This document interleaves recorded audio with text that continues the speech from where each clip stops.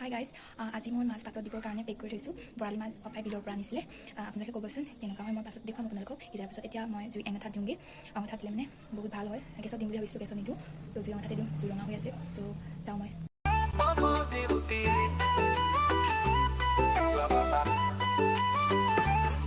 আকৌ আহি পালেহি তই পথাৰত হালিলে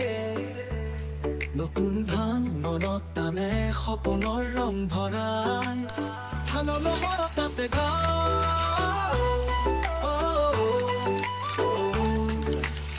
বিহুৰে আহিছে আনন্দ বতৰা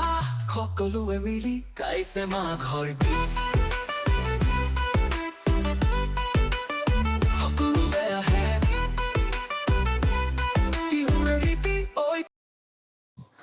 তো ৰেডি হৈ গ'ল সেয়া দেখিছে চুঙা চাউল আৰু পাতত দিয়া মাছ আমি এতিয়া খাম তো বাই বাই আজিলৈ ইমানেই